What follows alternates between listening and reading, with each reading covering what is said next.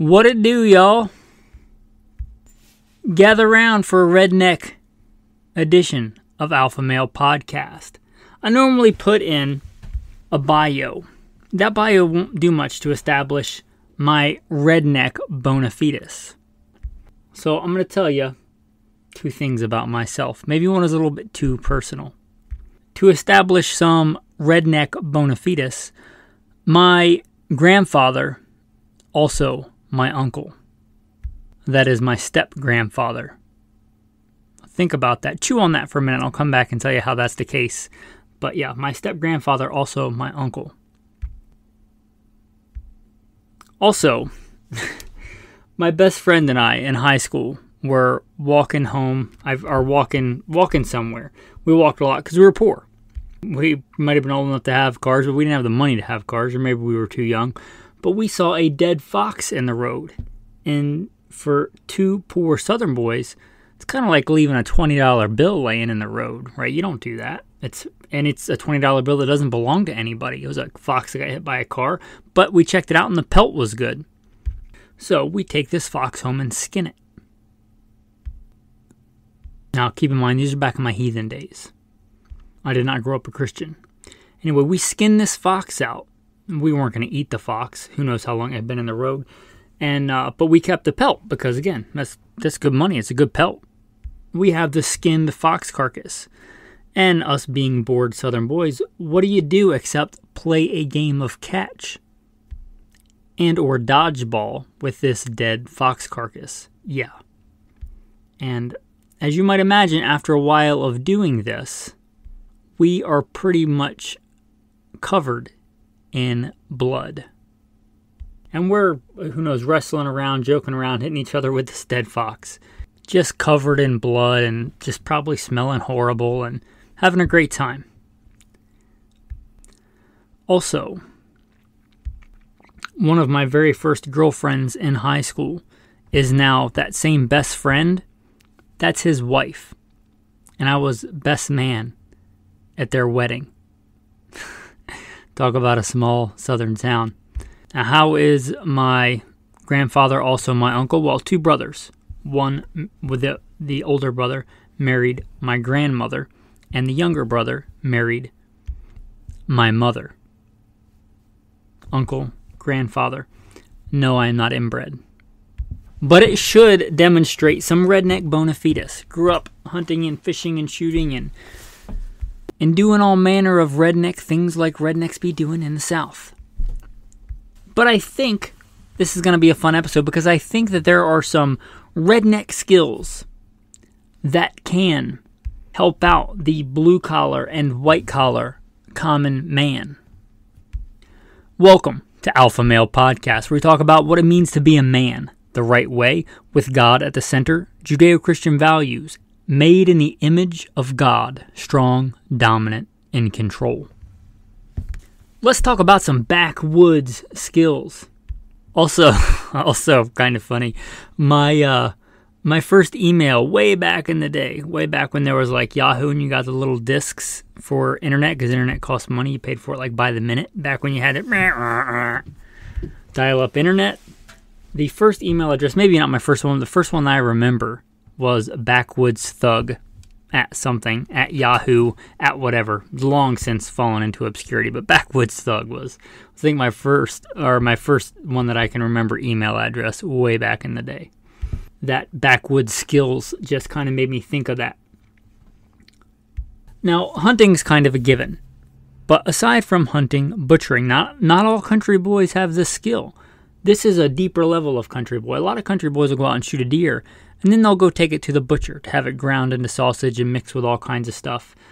But a real backwoodsman will butcher his own deer. Actually, I spent a big chunk of the Thanksgiving break with my wife, who also got some time off, which was a blessing, and she likes quality time. And one of the things that we like to do together is butcher animals. She likes doing that with me. She has her master's degree in health, exercise, and sports science. And she enjoys like seeing how the muscles work together and seeing how the different joints and the different ligaments and everything work together. She actually enjoys butchering with me.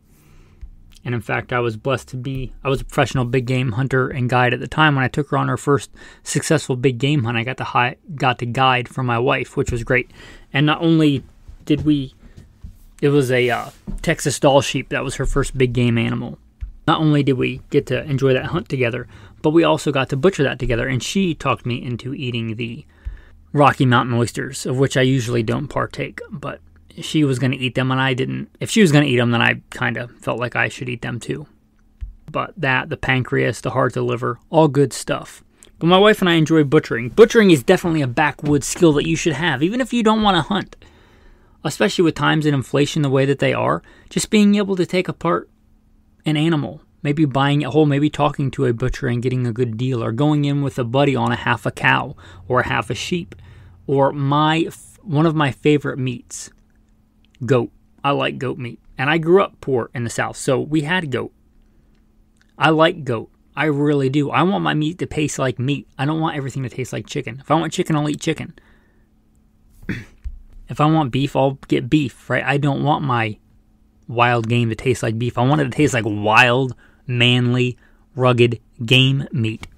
And a meat that definitely tastes distinct is goat. And I like me a good piece of goat meat. But learning how to butcher is definitely a manly skill. And I've been very blessed to help out a patron who's been reaching out to me trying to figure out how to hunt and things like that. And he recently took a buck. And for a while he was kind of stressed out about butchering it and things like that. And I basically told him, man, there's no wrong way to do it. Just if you're taking meat off the bone, you're doing okay. There are many different ways to butcher game. I've learned many over my years of hunting and professional hunting and guiding and hunting in all different kinds of cultures, because many different cultures have many different ways to butcher. But you're taking meat off the bone, you're probably okay, right? There's really no wrong way to do it. Get the guts out.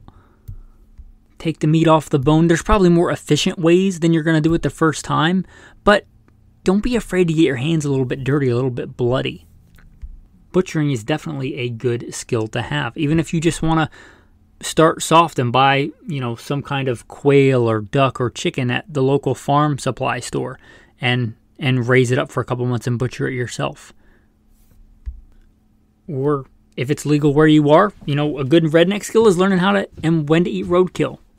I'm not going to pretend like we didn't eat roadkill growing up. But however you get to use that skill of butchering, maybe you just buy a big slab of meat. Again, maybe you just go in with a buddy and buy a big chunk of a cow and learn to butcher and make your own steaks. Or maybe you want to turn that into other skills like learning how to make jerky, or my favorite, biltong. All good skills. I should move on because we're already at 8 minutes. So let's move on. Butchering. Canning. This is something else my wife and I like to do. Canning. It's not just for Susie Homemaker. It's not just for, I almost said Dianne Feinstein, but that's not Martha Stewart.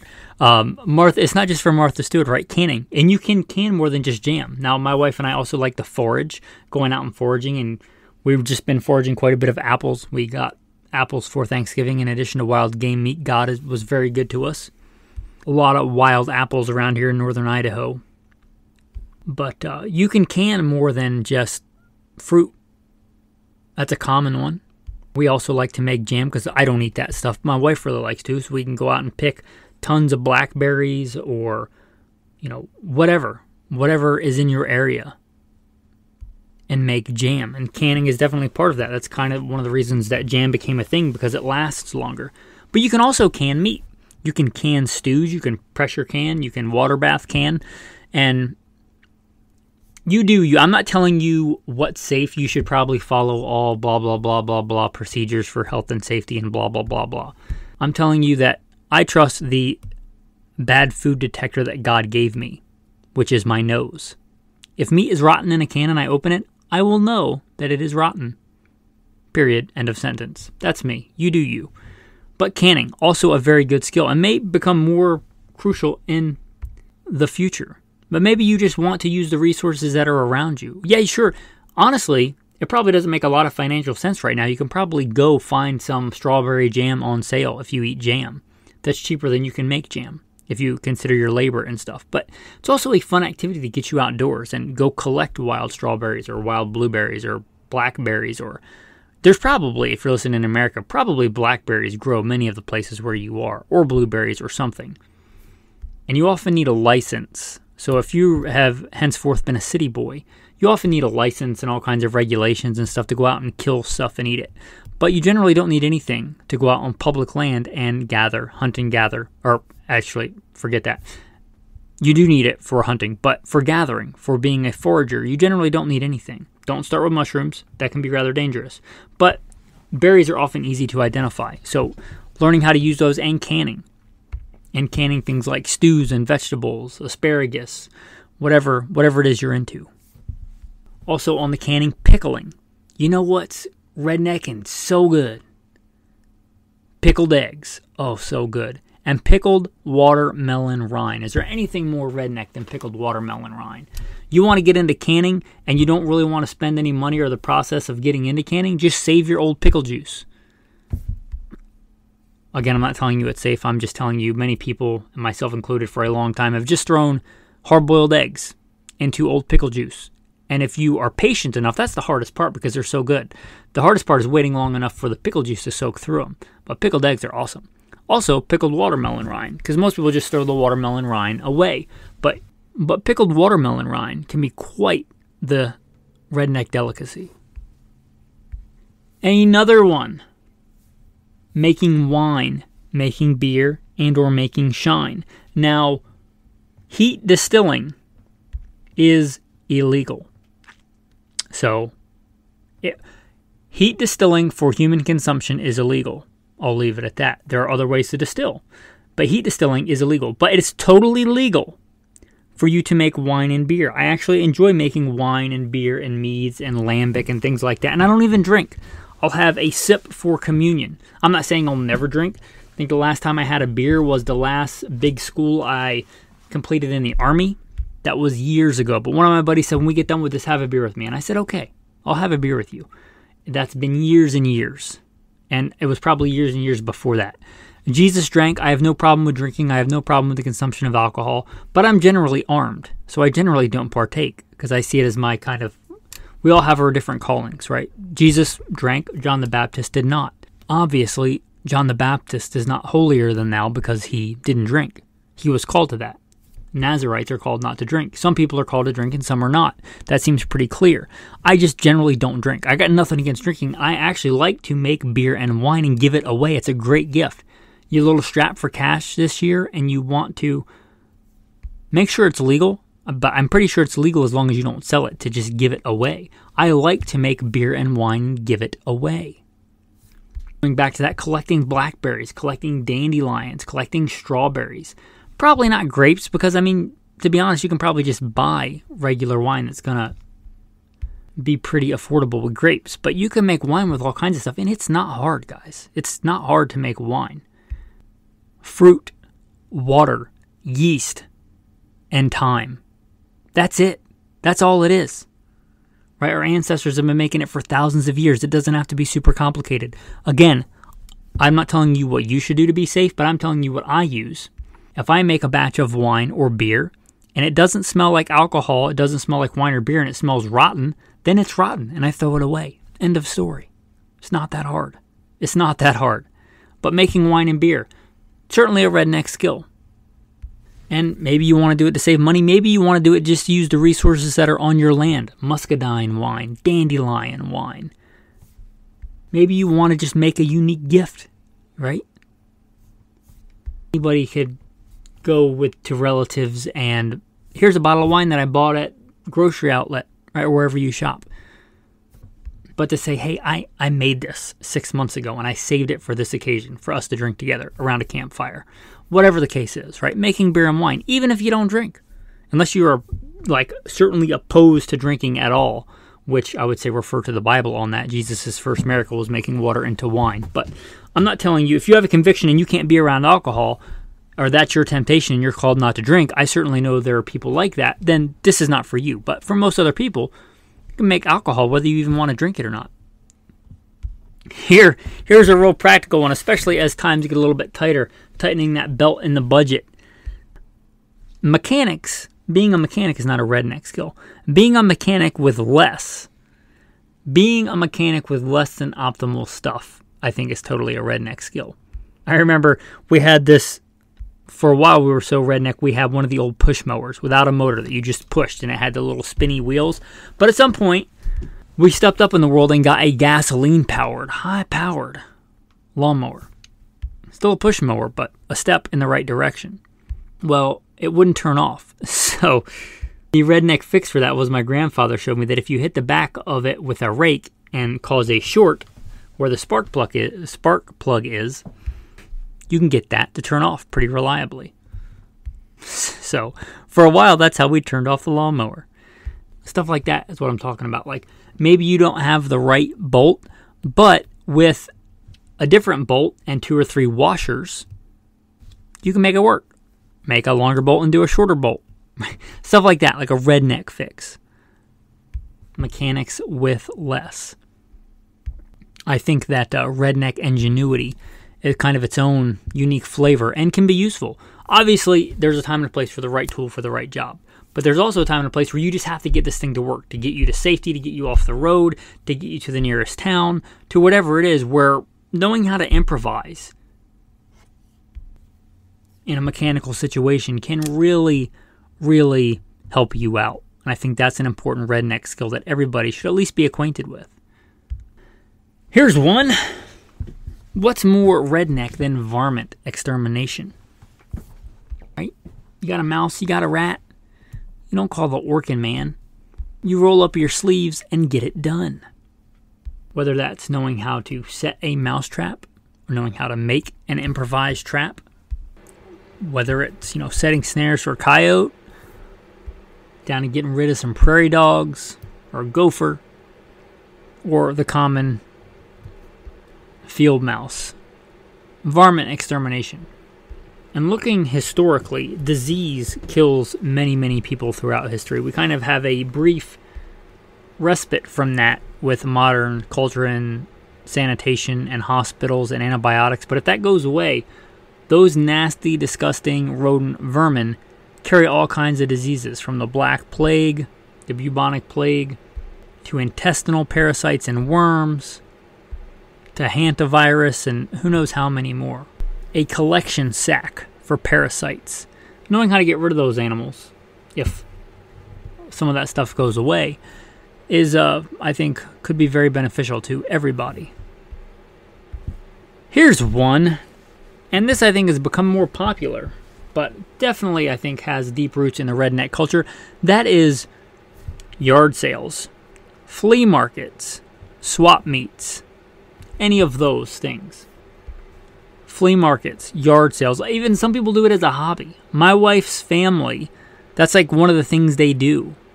Like they'll do with their parents is like my wife's brother will get up early on the weekend, which I could think of so many other things I'd rather do than wake up early and go to yard sales. But that's the thing. That's like what they like to do, like to get up early and look for stuff at a bargain. Well, we all know inflation is high. I don't know what they're saying it is, but I think we can all look around and see the prices of things going up. That might be a skill that you might want to look into. To tell a funny story, my wife and I first got together. My wife is, high class, classy lady, master's degree, high-end apartment, and I was doing something, and I was covered in oil, and I went and sat on the couch, and she was so mad, and I could not understand why she was so mad.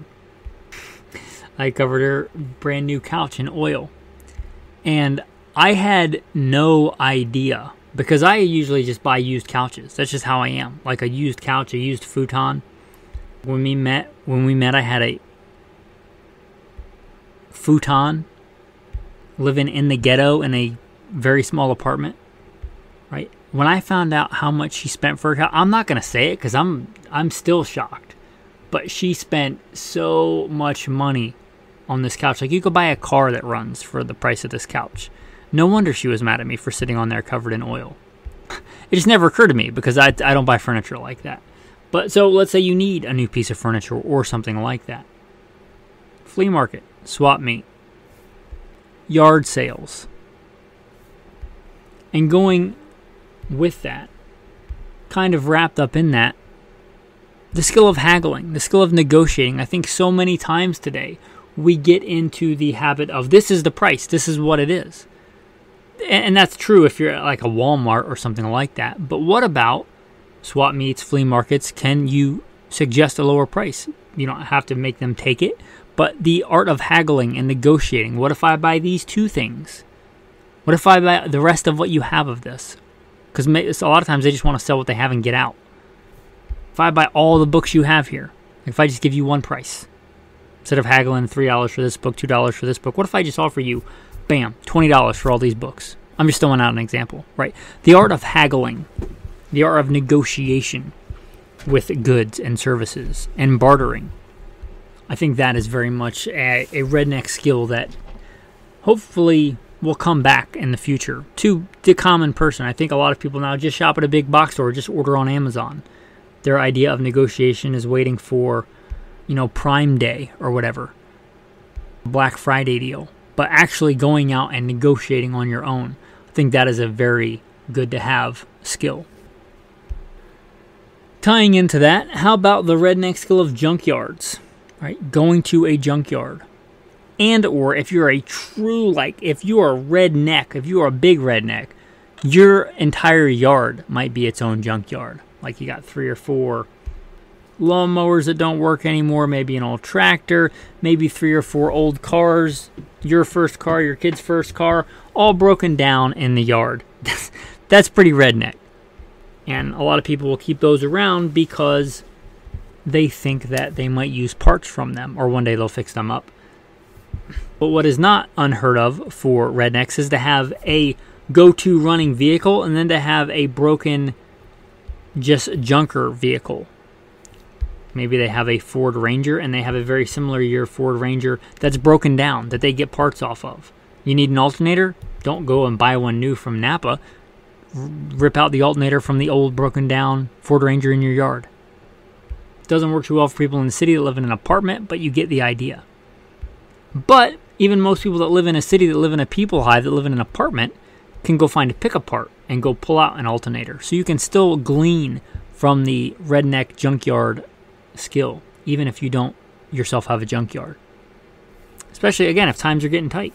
Especially now with YouTube, you can probably look up and see, how can I tell if an alternator is good or bad? It's not that hard.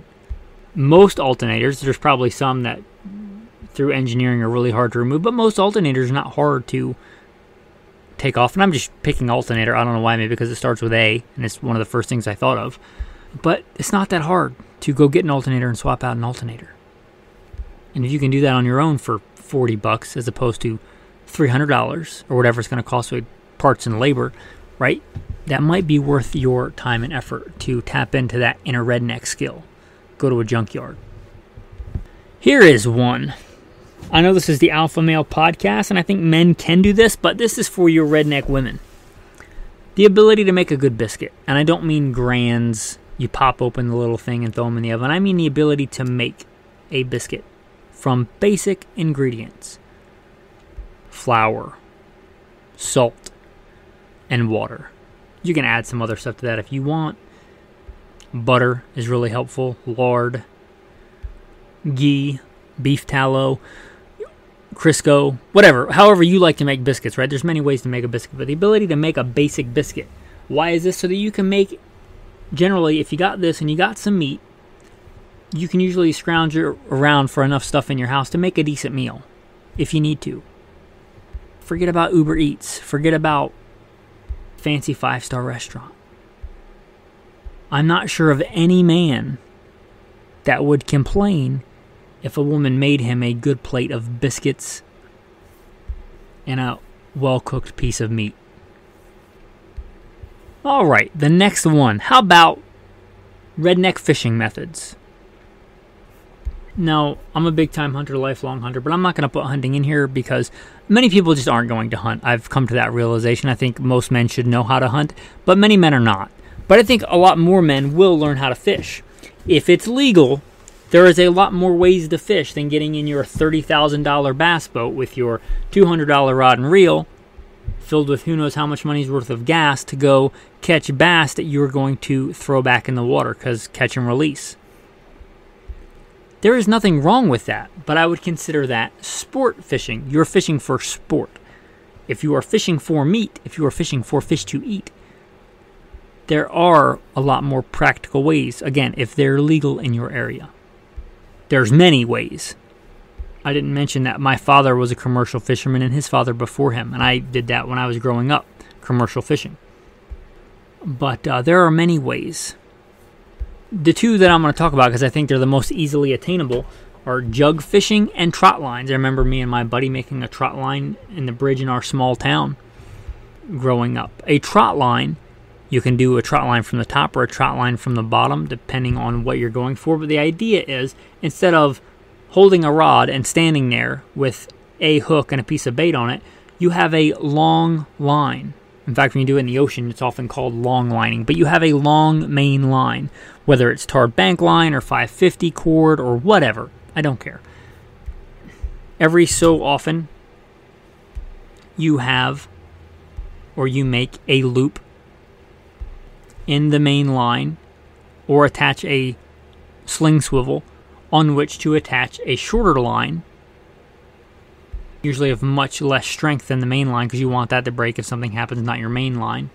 If it gets snagged or something, you want the branch lines to snap and not your main line. But every so often, every so many feet, you attach a hook with some bait. Now, the size of hook, the amount of bait, that will depend on the fish that you're fishing for. But a little pro tip, you can catch a big fish on a small hook, but it's a lot harder to catch a small fish on a big hook. So I generally err on the side of smaller hooks. But if it's legal, you can make a trot line, and you could make a dozen hooks on one line. Now, be ethical about this. If you make a trot line, don't make it and check it a week later. You probably want to check it every day. You can make a trot line and check it on the way to or from work and catch several fish every day. If you're actually going to eat fish as part of your diet, that's a lot more productive than standing there with a rod and reel. And I love fishing with a rod and reel. But if you're talking about a pure resource standpoint, trot lines. Also on that, jug fishing. Now, trot lines will work in pretty much any water. They'll work in the ocean. They'll work in bays, estuaries, rivers, lakes. Jug fishing, the next one I'm going to talk about, pretty much is mostly for ponds, maybe lakes, but very placid water. You take a jug. You take like a gallon jug. I like something with a handle, something like one of the old Arizona tea containers or something like that.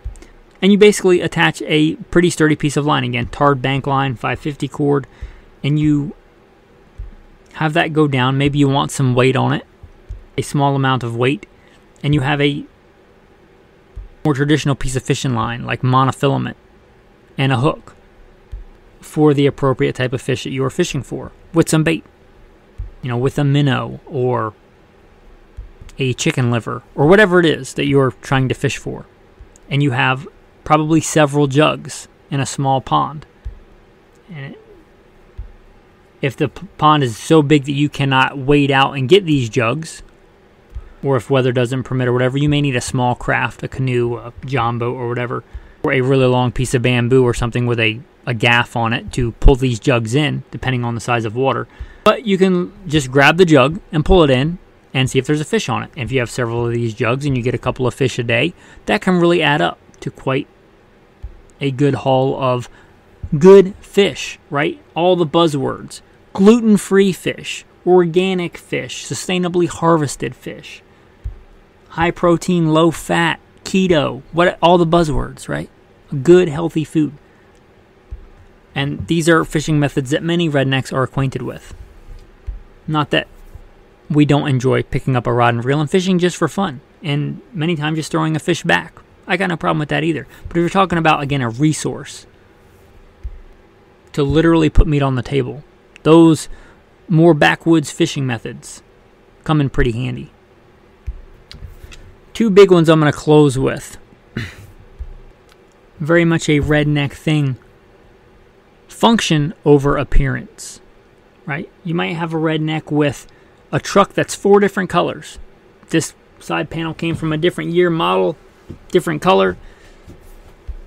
It may have an alternator from a different year truck on it, but it still runs, it still works.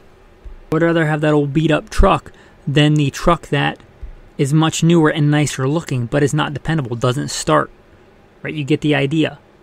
function over appearance. For instance, my wife and I have a fairly old F-150. It's a 2010, so I was 13 years old.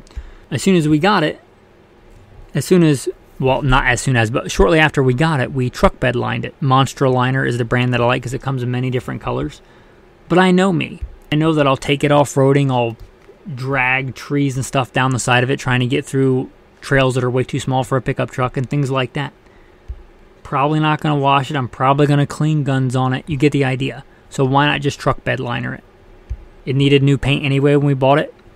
And why pay somebody to paint it when I can do it myself? Roll on truck bed liner. That's what I'm talking about how it functions over how it looks. It doesn't look horrible. It doesn't look like a normal shiny truck either. But I think that is something we should all be circumspect. And I think that's something that's gone the wrong way in our culture. I think too many times we care about how we look to others versus how we can actually perform. How many women out there want to look healthy as opposed to actually be healthy? I remember a conversation. I was leading a team of men, a tactical team in a metropolitan area to stop active shooters. And I was I'm still pretty big into fitness, but it was pretty obvious then I was into fitness. And one of the guys that was working, let's say, adjacent to us, bodybuilder type guy, is talking about bodybuilding. And he was an aspiring bodybuilder. And he asked me what my goals were. Now, most of the time, I think when he asked people that, he was expecting them to say, I want huge lats or I want giant muscles. And I told him, I want to be as strong and healthy, pound for something like this. I don't remember the exact words, but I said something like, I want to be as strong, pound for pound,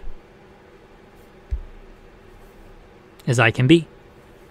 And he just kind of was dumbfounded. And one of the other guys that was also into bodybuilding and fitness looked at him and was like, you don't even know what to say to that, do you?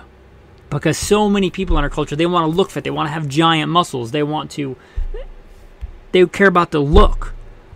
That is a byproduct to me. I certainly look healthy. I certainly, by God's grace, have a six-pack and have for who knows how many years. I certainly have big biceps. I'm blessed for my health. But that is a byproduct. My goal is to be healthy. God gave me this body and I try and use it and take care of it and be the best survivor, the best healthy version of me that God has made me to be. Knowing that I am more than my body. I am an eternal being in a physical body. But looking healthy and looking fit is a byproduct of actually being fit. And that's what I care about more. Don't put the cart before the horse. Don't care more about looking like something than actually being that thing. If you care about just looking good, I would submit that's vanity. If you care about actually being healthy and taking care of the body that God's given you, I would say that's a noble thing. So, function over appearance. It's a big thing. The next one, I mentioned I did not grow up a Christian, and I didn't. I grew up a heathen. Just went down the wrong road for a long time in my life. But one thing that I do remember that we did, and it was probably more because it was Southern culture than actually deep Christian theology, but we said grace. I remember my grandmother saying grace, saying a prayer at dinner. And that's one of the few traditions I'm proud to pass on in my home, that God's allowed me to pass on. Now, it means, I think, much more to me now because I understand that Almighty God made me and created me. And when I didn't deserve it, He chose to save me. And when I was drenched in my sin, when I turned my back on God, He didn't give up on me, and He sent His Son. He became sin who knew no sin, that I might become the righteousness of God in Him. And I realize that every breath that I take is a gift from God, and everything that I eat is a blessing from God. It means more to me now, but I'm happy for that Southern backwoods tradition of saying grace. It's a good one. I just want to throw this out there. If you have a redneck skill, a backwoods skill that I did not mention, you can contact me. One, you can write a review for the podcast and say, hey, good episode. Here's a redneck skill you forgot.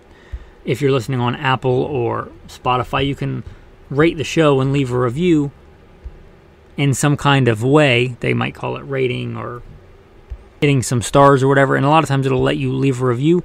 Or on Spotify, there's a thing where I can ask you questions, where I flipped it around and said, you guys ask me questions. But you could get on there on Spotify after you listen to this episode and say, hey, here's a skill that I think you should have had on there. Not just to help me. Right? I don't do this show to help me. I do it to help the community. I do it to help other men. So if you post something on there, consider it being a blessing to other men. So you might think, great, you forgot about this. So if you listen on Spotify, you can do it that way. If you listen on Apple, you can do it in a review, and there's many other platforms that you may be able to do that on. Anyway, with that, the tactical tip of the day. It's cold out there in many places.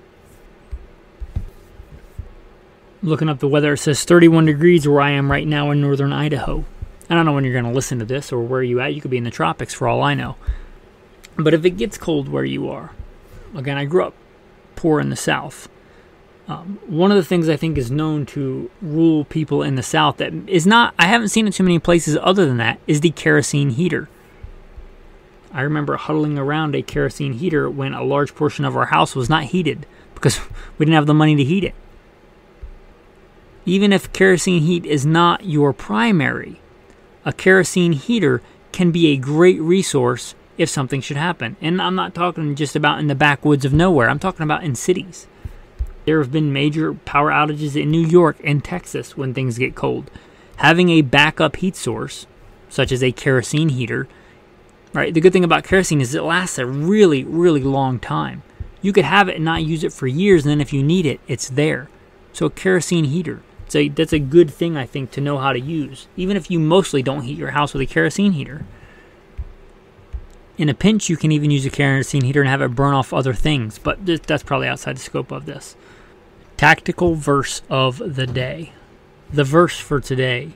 And there you shall eat before the Lord your God, and you shall rejoice, and all to which you have put your hand, you and your households, in which the Lord your God has blessed you.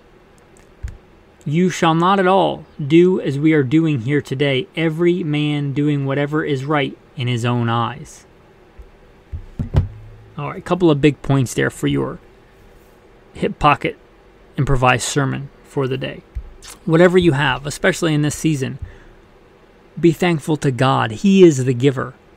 You didn't get it by your own strength. It was by God, whether you realize it or not, whether you acknowledge God or not. God makes the rain fall on the just and the unjust alike. You could not draw a single breath without God. You would not have another morsel of food without God. You would not have another day unless God ordains it so. He is sovereign. Be thankful because everything you have is a gift from God. That is proper perspective. Also, the second main point, we are not to do like God mentions here. Don't do whatever is right in your own eyes, or whatever culture says is right, or whatever the whim of the day is. There is an ultimate truth for what is right and wrong. The author of that, right and wrong. The truth is the Word of God. There is an objective truth. And that's so important in today's wishy-washy garbage culture, that there is an actual truth, there is an actual right and wrong, and it's not whatever you feel like. It's not what each person thinks that it is. It's not whatever you decide. It's not everybody doing whatever is right in his own eyes. No, it's the Word of God. And we have a great gift, being able to have and read the Word of God. Thanks for listening, and have a blessed day.